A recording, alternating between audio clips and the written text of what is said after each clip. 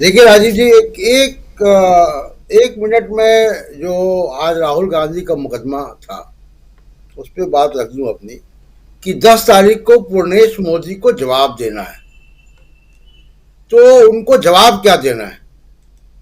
उनको जवाब देना है कि क्या जिन लोगों को राहुल गांधी ने चोर कहा उसमें पूर्णेश मोदी क्या मानते हैं कि वो शामिल थे? एक बात। दूसरी बात कि पूर्णेश मोदी साहब को यह भी साबित करना है कि मोदी समाज एक समूह है,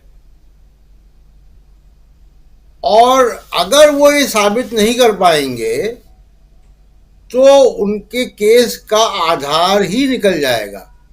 क्योंकि राहुल गांधी ने पूर्णेश मोदी का नाम वहां नहीं लिया। पूर्णेश मोदी वहां इसलिए गए कि साहब मोदी समाज की इन्होंने बड़ी तौहीन कर दी, चोर कह दिया, और बीजेपी ने उसको बनाया ओबीसी का मामला। इसमें ललित मोदी मारवाड़ी हैं, वो गुजरमल मोदी के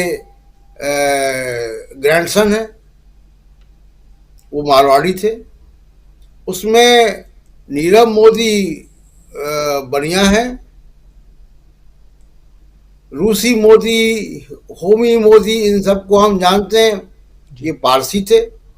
तो मोदी अपने आप में एक सरनेम है, एक कोई कास्ट या कोई ग्रुप, सोशल ग्रुप नहीं है।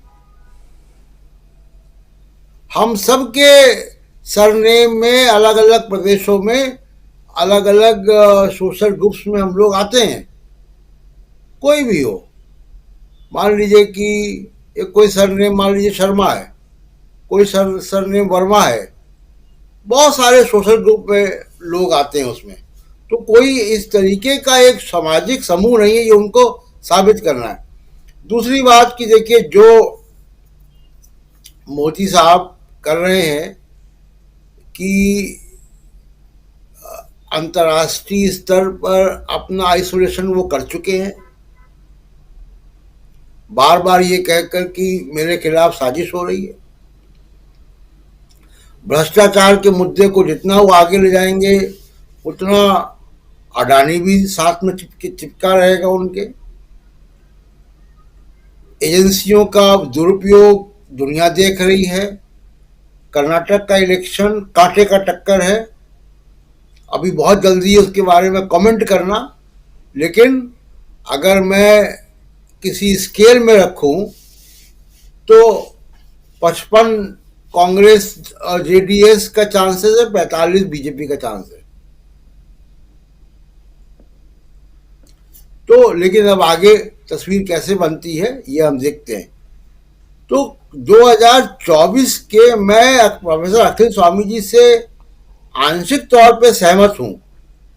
कितने सांसद छोड़ेंगे वो मैं नहीं कह सकता अभी, लेकिन हलचल बहुत है अंदर, बेचैनी है, सिस्टम के अंदर बेचैनी है। मैं बार बार इस बात को यहाँ पे कहता हूँ आपके साथ कि जो लगातार एक्सटेंशन हो रहे हैं, जो लगातार अफसरों के, खास किस्म के अफसरों की एक कोठरी बन गई है, कुछ नेताओं की कोठरी मोदी साहब के इर्द गिर्द बन गई। आप देखिए कि बयान देने वाले नेता कुछ ही एक हैं, जिनको कहा जाता है कि बयान दो। तो उसमें किरण रिजिजू हैं, उसमें स्मृति ईरानी है, उसमें अनुराग ठाकुर है, उसमें पूर्व मंत्री रविशंकर प्रसाद हैं। इन 4-5 लोगों के अलावा आप देखिए कि स्वतः फूर्त कोई नहीं बोल रहा है। तो बहुत अजीब सी शांति आपको दिखाई देती योगी आदित्यनाथ में।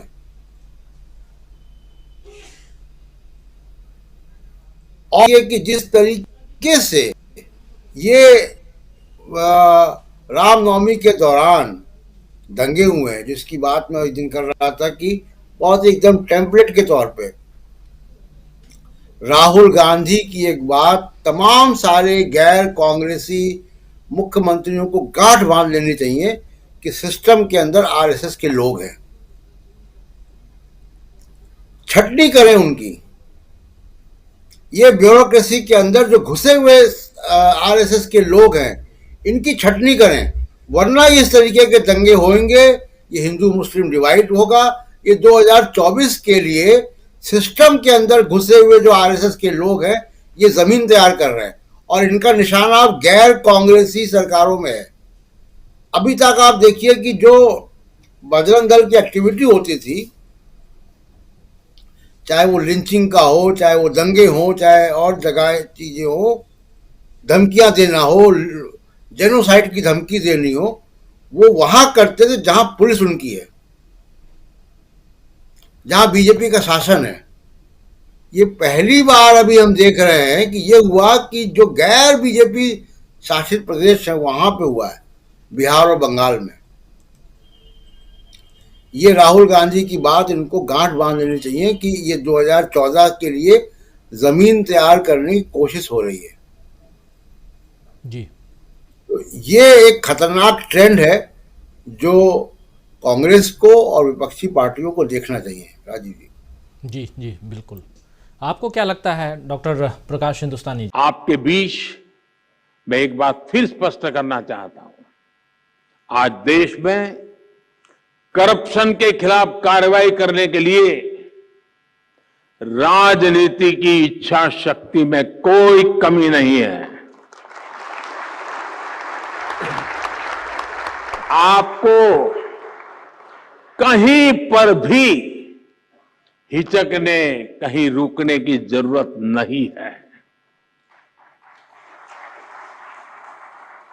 मैं जानता हूं जिनके खिलाफ एक्शन ले रहे हैं वो बहुत ताकतवर लोग हैं, बरसों बरस तक वो सरकार का, सिस्टम का हिस्सा रहे हैं। संभव है कई जगह किसी राज्य में आज भी विकसित सत्ता का हिस्सा हो। बरसों बरस तक उन्होंने भी एक इकोसिस्टम बनाया है। इकोसिस्टम अक्सर उनके काले कारनामों को कवर देने के लिए, आप जैसे संस्थाओं की छवि बिगाड़ने के लिए एक्टिव हो जाता है। एजेंसी पर ही हमला बोल दो, ये लोग आपका ध्यान भटकाते रहेंगे, लेकिन आपको अपने काम पर फोकस रखना है। कोई भी भ्रष्टाचारी बचना नहीं चाहिए। हमारी कोशिशों में कोई भी डील नहीं आनी चाहिए। ये देश की इच्छा है, ये देशवासियों की इच्छा है, और मैं आपको भरोसा दिलाता हूं, देश आपके साथ है, कानून आपके साथ है, देश का संविधान आपके साथ है। नमस्कार। मैंने आप सब से काफी बार बोला है कि हिंदुस्तान में लोकतंत्र पर आक्रमण हो रहा है और इसका हमको हर रोज नए नए उदाहरण मिल रहे हैं। सवाल मैंने एक ही पूछा था, फाउंडेशन पे जाता हूं, अदानी जी की शेल कंपनीज हैं, उसमें 20,000 करोड़ रुपया किसी ने इन्वेस्ट किया। अदानी जी का पैसा नहीं है, अदानी जी का इंफ्रास्ट्रक्चर बिजनेस है, पैसा किसी और का है। सवाल यह है, ये जो 20,000 करोड़ रुपए हैं ये किसके हैं? ये सवाल मैंने पूछा। मैंने पार्लियामेंट हाउस में प्रूफ देके, जो मीडिया रिपोर्ट से मैंने निकाला, अदानी जी और नरेंद्र मोदी जी के रिश्ते के बारे में डिटेल में बोला। रिश्ता नया नहीं है, रिश्ता पुराना है। जब नरेंद्र मोदी जी गुजरात के सीएम बने थे तब से रिश्ता है और उसके बहुत सारे पब्लिक प्रूफ्स हैं। हवाई जहाज में मैंने फोटो दिखाई, नरेंद्र मोदी जी बड़े कंफर्ट में बैठे हुए थे अपने दोस्त, अपने मित्र के साथ। पार्लियामेंट में मैंने दिखाई। ये सवाल मैंने पूछा। फिर मेरी स्पीच को एक्सपंज किया गया। मैंने स्पीकर को डिटेल चिट्ठी लिखी, पॉइंट बाय पॉइंट, कि मैंने कहा कि एयरपोर्ट्स अदानी जी को रूल बदल के दिए गए हैं, ये लीजिए रूल की कॉपी जिसको बदला गया है। चिट्ठी लिखी, कोई फर्क नहीं पड़ा। फिर मेरे बारे में मंत्रियों ने पार्लियामेंट में झूठ बोला कि मैंने विदेशी ताकतों से मदद मांगी। मैंने ऐसी कोई बात नहीं की है। मैंने कहा स्पीकर से, मैंने जाके कहा, स्पीकर सर, पार्लियामेंट का नियम है कि अगर किसी मेंबर पर कोई एक्यूजेशन लगाता है तो उस मेंबर को जवाब देने का हक होता है। मैंने एक चिट्ठी लिखी, उस चिट्ठी का जवाब नहीं आया। दूसरी चिट्ठी लिखी, उस चिट्ठी का जवाब नहीं आया। फिर मैं स्पीकर के चेंबर में गया, मैंने स्पीकर सर से कहा, स्पीकर सर ये कानून है, ये रूल है, इन्होंने झूठा आरोप लगाया है, मुझे आप बोलने क्यों नहीं दे रहे हैं? स्पीकर सर मुस्कुराते हैं, कहते मैं नहीं कर सकता। और फिर उसके बाद आपने सबने देखा क्या हुआ। सवाल पूछना मैं बंद नहीं करूंगा। नरेंद्र मोदी जी का अदानी के साथ क्या रिश्ता है और 20,000 करोड़ रुपए किसके हैं, मैं पूछता जाऊंगा। मुझे कोई डर नहीं लगता इन लोगों से। और अगर ये सोचें कि मुझे डिस्क्वालीफाई करके, धमका के, जेल में डाल के मुझे बंद कर सकते, नहीं, मेरी वो हिस्ट्री नहीं है। मैं हिंदुस्तान के लोकतंत्र के लिए लड़ रहा हूं और मैं हिंदुस्तान के लोकतंत्र के लिए लड़ता रहूंगा, किसी चीज से नहीं डरता हूं। हमारे चैनल से जुड़े रहने के लिए YouTube पर टाइप करें DB लाइव, सब्सक्राइब बटन को क्लिक करें और बेल आइकन को दबाना न भूलें ताकि खबरें आप तक पहुंचती रहें। देखते रहिए DB लाइव, क्योंकि यहाँ हैं खबरें लगातार।